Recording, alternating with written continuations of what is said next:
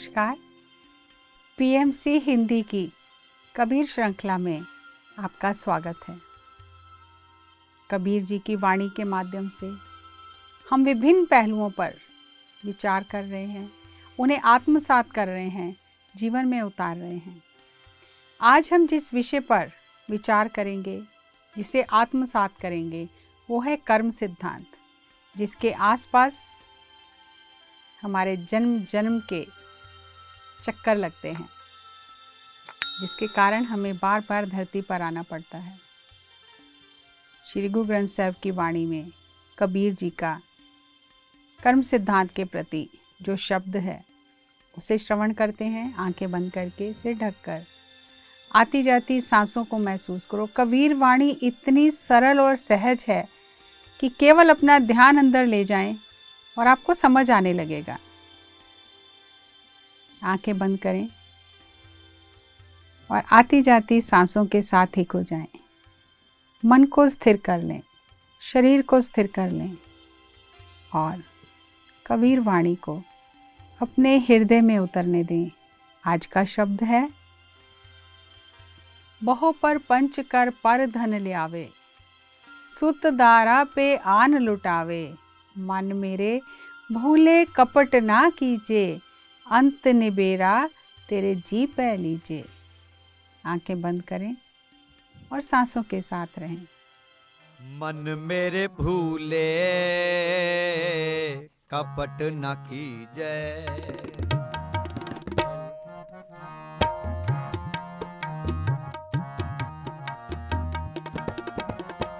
मन मेरे भूले कपट न कीजे, अंत निबेरा तेरे जी पहली जय, अंत निबेरा तेरे जी पहली जय। मन मेरे भूले कपट न कीजे, मन मेरे भूले कपट न कीजे।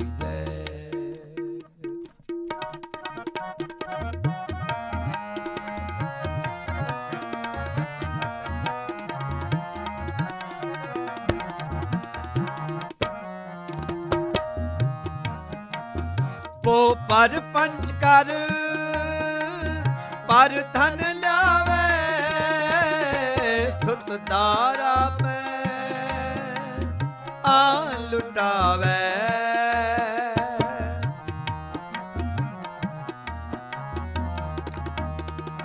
वो पर पंच कर पर धन लावे, सुत दारा में आ लुटावे, अंत निबेरा तेरे जी पहली जय, अंत निबेरा तेरे जी पहली जय। मन मेरे भूले कपट न कीजे, मन मेरे भूले कपट न कीजे, छिन छिन तन छीजे, जरा जनावे तब तेरी ओ कोई पाने ओ न पावे,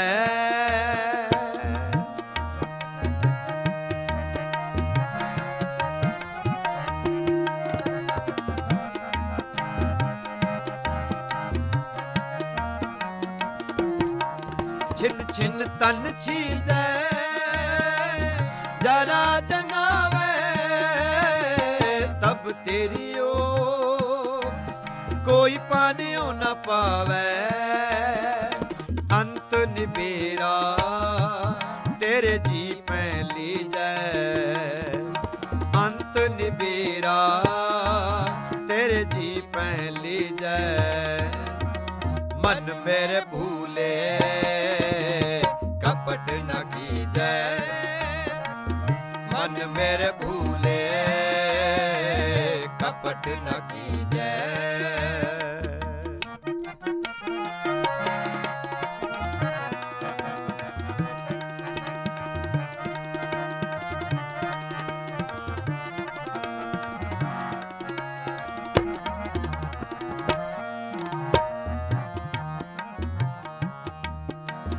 कहत कबीर कोई नहीं तेरा, हृदय राम की ना जपे सवेरा।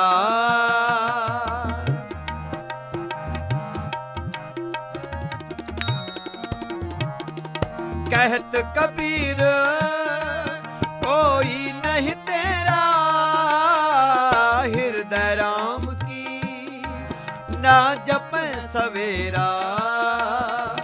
अंत निबेरा तेरे जी पैली जय, अंत निबेरा तेरे जी पैली जय। मन मेरे भूले कपट न कीजै, मन मेरे भूले कपट न कीजै। अंत निबेरा तेरे जी पहली जय, अंत निबेरा तेरे जी पहली जय। मन मेरे भूले कपट न कीजै, मन मेरे भूले कपट न कीजै, कपट न कीजै, कपट न कीजै। इस शब्द में कबीर जी ने बहुत ही करुणामयी तरीके से मनुष्य को संबोधित किया है, कर्म सिद्धांत के बारे में बताया है कि बहु पर पंच कर पर धन ले आवे। छल कपट से, धोखाधड़ी से, कई प्रकार की हेरा फेरियां करके पर धन, दूसरों का धन लूट कर ले आता है। एक होता है जो हमारा हक है, मेहनत करके हम अपने हक की कमाई घर लेकर आते हैं, और एक है हम दूसरे का हक छीन कर लाते हैं, उसे पर धन कहा जाता है। तो कबीर जी कह रहे हैं इतनी धोखाधड़ी हेरा फेरी करके जो दूसरों का धन ला रहा है घर में और लाकर सुत दारा पे आन लुटावे, अपनी पत्नी पर, अपने बच्चों पर लुटा रहा है, उनके लिए खुशियां ला रहा है खरीद के। लेकिन कबीर जी कहते हैं मन मेरे भूले कपट ना कीजिए। अपने ही मन को संबोधित करके हमें समझा रहे हैं कि भूल से भी ऐसे कपट भरे कर्म ना कर, क्योंकि अंत निबेरा तेरे जी पह लीजिए। अंत में तेरी आत्मा को इन सब कर्मों का लेखा जोखा देना पड़ेगा। वहाँ ना पत्नी जाएगी, ना बच्चे जाएंगे, ना माँ बाप जाएंगे, ना कोई मित्र जाएगा, कोई तेरा साथ नहीं देगा। कबीर जी कहते हैं कि जब तक देह में प्राण है तो धन तेरा साथ दे सकता है। शरीर में कोई व्याधि होने से तो डॉक्टर के पास जा सकता है, इलाज करा सकता है, धन खर्च कर सकता है। लेकिन जैसे ही शरीर से प्राण निकल जाते हैं, धन का कोई काम नहीं है। अब शमशान घाट तक मित्र, कुटुंब के लोग, पड़ोसी, परिवार वाले तेरे साथ चलेंगे, उनका साथ शमशान घाट तक है। ये तेरे दूसरे संगी हैं। पहला संगी तेरा धन, दूसरा कुटुंब, परिवार, और तीसरा तेरे कर्म। जब शमशान घाट से तेरी आगे की यात्रा शुरू होगी तो तेरे कर्म ही तेरा साथ देंगे। और जिनके लिए ये तो कर्म कर रहा है, दुष्कर्म कर रहा है, बुरे कर्म कर रहा है, दूसरों का हक छीन रहा है, ये जो तेरे कर्म बन रहे हैं, इनका लेखा तुझे स्वयं तेरे जी को देना पड़ेगा। इसलिए कपट मत कर, भूल कर भी कपट मत कर, जानबूझकर नहीं, भूल कर भी कपट मत कर, क्योंकि अंत नबेरा तेरे जी पह लीजिए। और यहाँ गुरु जी रहाओ, ठहराव के लिए कहते हैं कि सोच विचार कर इन पर। आगे दौड़ने की ज़रूरत नहीं, भागने की ज़रूरत नहीं। इन पंक्तियों पर विचार कर, इन्हें अपने हृदय में उतरने दे। छिन छिन तन छीजे जरा जनावे। पल पल ये शरीर क्षीण हो रहा है, बुढ़ापे की ओर जा रहा है, मृत्यु की ओर यात्रा कर रहा है। छिन छिन जा रहा है ये, और इस बात का एहसास करा रहा है कि बुढ़ापा आ रहा है। छिन छिन तन छीजे, जा रहा है शरीर पल पल करके, जरा जनावे, बुढ़ापा आ रहा है, इस बात का एहसास दे रहा है। तब तेरी ओक कोई पानियों ना पावे। हम इस तरह से हाथ करते हैं, ओक बनाते हैं पानी पीने के लिए। तो कबीर जी कहते हैं जब बुढ़ापा आ जाएगा, जब तुझसे कुछ भी नहीं होगा, तो यही पत्नी, यही बच्चे, यही माता पिता, कोई पानी भी नहीं डालेगा तेरी ओक में, पूछेगा नहीं तुझे कोई। जब तक तू धन कमा रहा है, इनकी सुख सुविधाओं का ध्यान कर रहा है, तब तक इनके साथ में नाता है। और जिस दिन इन्हें सेवा करनी पड़ गई तो पानी भी नहीं पूछेंगे। कहत कबीर कोई नहीं तेरा, अपने आप को ही संबोधन करके कह रहे हैं, हे कबीर तेरा कोई नहीं है। सोच समझ विचार कर, यहाँ कोई तेरा नहीं है। हृदय राम की न जपे सवेरा।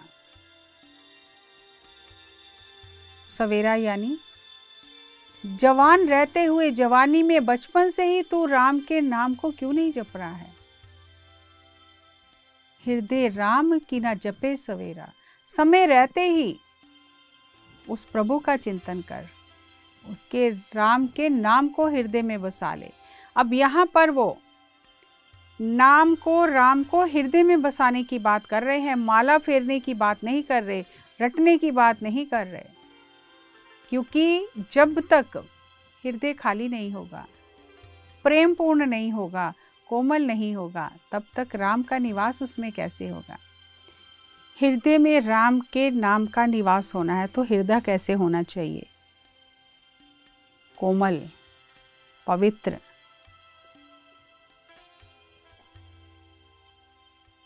बैर विरोध से, बुरी भावनाओं से मुक्त। एक सीधी सी बात है, अगर हम किसी के घर में जाएं और हमें वो बैठने के लिए उचित स्थान ना दे, तो क्या हम बैठेंगे? गंदे स्थान पर क्या हम बैठेंगे? नहीं बैठेंगे। तो जिस हृदय में राम ने निवास करना है, वो हृदय कैसे होना चाहिए। तो यहाँ हमें राम को बुलाने की, कि आओ हमारी मदद करो, हमारे हृदय में विराजमान हो जाओ, उसकी ज़रूरत ही नहीं है। हमें अपने हृदय की भावनाओं को शुद्ध रखना है, अपनी ऊर्जा को बढ़ाना है। और जब हृदय पवित्र हो जाएगा, तो पहले भी जैसे हमने जाना कि पाछे लागे हर फिरे कहत कबीर कबीर, तो राम तो स्वयं खोजते हुए आ जाएंगे। और अगर हमने हृदय में राम के नाम को नहीं बसाया, राम को नहीं बसाया, उसकी याद में नहीं जुड़े, तो कबीर जी कहते हैं, सुनो मन मेरे, यही हवाल होएंगे तेरे। कबीर जी जा रहे थे, उन्होंने एक खोपड़ी देखी वहाँ पर, जिसे कौवे चोंच मार मार कर खा रहे थे। देखा, पता चला, दिव्य दृष्टि से देखा, ये तो किसी धनी की खोपड़ी है, जिस पर कभी चोंचदार पगड़ी बांधी जाती थी, शान होती थी उसकी पगड़ी की, हीरे मोती जड़े होते थे, और आज उसी खोपड़ी को कौवे खा रहे हैं। तो कबीर जी कहते हैं कि सुन मेरे मन, तेरा यही हाल होगा अगर राम का नाम हृदय में नहीं बसाया तो, जो इस धनी की खोपड़ी का हाल हो रहा है कि फिर कौवे खाएंगे, कुकर खाएंगे, कोई पूछेगा नहीं। कर्म सिद्धांत जो कबीर जी हमें बता रहे हैं अपने शब्दों के माध्यम से, कबीर जी जो मारे जोर कर, कहते हैं जो हलाल, कि जो जबरदस्ती जीवों को पकड़कर मारते हैं और कहते हैं हमने इसको हलाल किया है और हलाल तो खा सकते हैं। तो कबीर जी कहते हैं, दफ्तर दे जब कार्ड है, होए गो कौन हवाल। जब आत्मा इस लोक को छोड़कर उच्च लोकों में जाएगी, और वहाँ पर तेरा हिसाब किताब निकाल के तुझे दिखाया जाएगा, वहाँ तेरी कौन हामी भरेगा। कबीर जोर किया सो जुल्म है, लहे जवाब खुदाए, दफ्तर लेखा नीक से मार मुहे मुँह खाए। जोर करके जुल्म करना, गरीबों को, जीव जंतुओं को कष्ट देना, इसका जवाब देना पड़ेगा। और जब वो अकाउंट, वो खाता खोल के दिखाया जाएगा तो तेरे मुंह पर खुद ही चोट पड़ेगी। अपनी ही नजरों में गिर जाएगा कि मैं कितने पाप करके आया हूं। तो कबीर जी कहते हैं लेखा देना तब सुहेला होगा, सुखी होगा, सहज होगा जब दिल सच्चा होगा। कबीर लेखा देना सुहेला जो दिल सूची होए, उस साचे दीवान में पल्ला न पकड़े कोई। अगर दिल साफ है, दया की है, करुणा की है, किसी को दुख नहीं दिया, और जब ऐसी आत्मा शरीर छोड़कर ऊपर जाएगी जिसका हृदय पवित्र है, उससे कोई पूछेगा नहीं वहाँ पर कि हिसाब किताब बताओ, क्योंकि वो तो जो करना था करके आई है, दया करके आई है। मानवता का जो सबसे उत्तम धर्म दया है, उसने उसका पालन किया है। और अगर पालन नहीं किया, टालते गए तो ब्याज भी बढ़ता जाएगा। कबीर टाले टाले दिन गया, ब्याज बढ़न तो जाए। आज नहीं कल करेंगे, ईश्वर का नाम कर लेंगे, प्रार्थना कल करेंगे, दया कल करेंगे, कल कल करते करते ब्याज बढ़ता गया उन कर्मों के ऊपर। ना हर भजियो ना खत फटियो, काल पहुँच्यो आए। हरि का भजन नहीं किया, वो कर्मों का लेखा जोखा भी पूरा नहीं किया, और काल आकर सिर पर खड़ा हो गया। तो कबीर जी कहते हैं ऐसा बीज बो जो 12 मास फल दे। ऐसा बीज ना बो जिसके फल खाने पर दुख हो, कड़वे फल हों जिसके। और जब हम धरती पर एक बीज डालते हैं तो केवल एक ही फल नहीं लगता, असंख्य फल लग जाते हैं। तो कबीर जी कहते हैं ऐसा बीज बो जो मीठे फल 12 मास दे, शुभ कर्मों के बीज बो। कबीर ऐसा बीज बोए 12 मास फलंत, तो क्या होगा? शीतल छाया, गहर फल, पंखी केल करंत। इतनी गहराई छुपी है इस सूत्र में कि ऐसा बीज बो जो 12 मास हर मौसम में फल दे, उसकी शीतल छाया में तेरा मन विश्राम करे। गहर फल, निडरता का फल, शांति का फल, अलगाव का फल, कि चीज़ों से जो हम जुड़ जुड़ कर बैठ जाते हैं, चिपक जाते हैं चीज़ों से, तो वैराग्य का फल मिलेगा। ठंडी हवाएं चलेंगी उस पेड़ से, शीतल छाया, गहर फल, ऐसे फल मिलेंगे। निडरता का, एकता का, प्रेम का, दया का, करुणा का। पंखी खेल करंत, जैसे वृक्ष के ऊपर आकर पक्षी खेलते हैं, तो तेरे इस शरीर रूपी वृक्ष पर ये 5 इंद्रियां और तेरी आत्मा खेल खेलेंगे।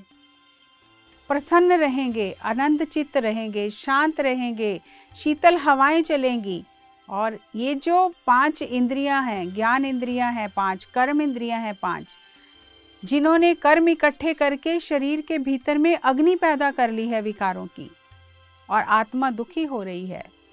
लेकिन जब ऐसा बीज बोएगा जो 12 मास फल देगा, शीतल फल देगा, निडरता उत्पन्न होगी तेरे अंदर, तो ये आत्मा रूपी पंछी, आत्मा रूपी पक्षी और ये 5 इंद्रियां उस पेड़ पर खेल खेलेंगे। ये धरती पर तेरा ये जो खेल है, जो अब हम कहते हैं, सुनते हैं कि ये धरती एक रंगमंच है, यहाँ पर हम अपना भूमिका निभाने आए हैं और भूमिका निभाकर चले जाएंगे।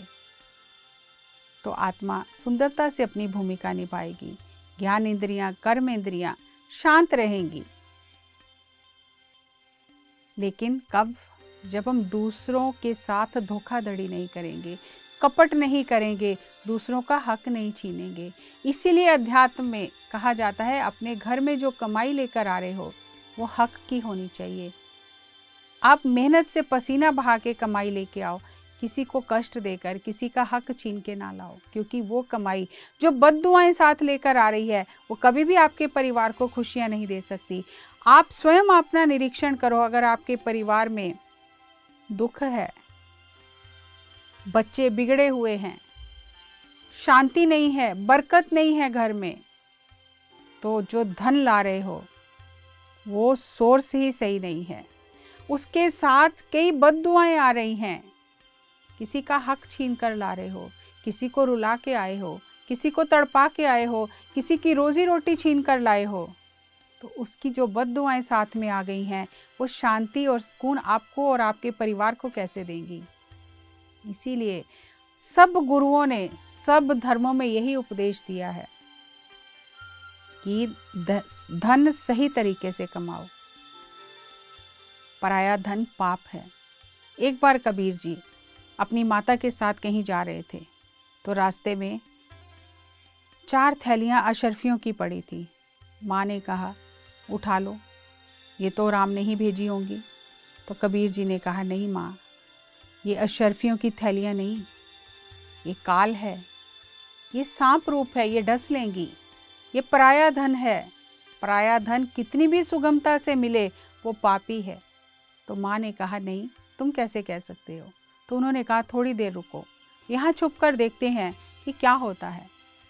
तो तभी 4 लोग आए और उन्होंने जब थैलियाँ देखी तो वो धन ले लिया और वो जंगल से गुजरते हुए धर्मशाल में चले गए। वहाँ पर बैठे और चारों ने सलाह की कि 4 अशर्फियों की थैलियाँ हैं, एक एक सब बांट लेंगे।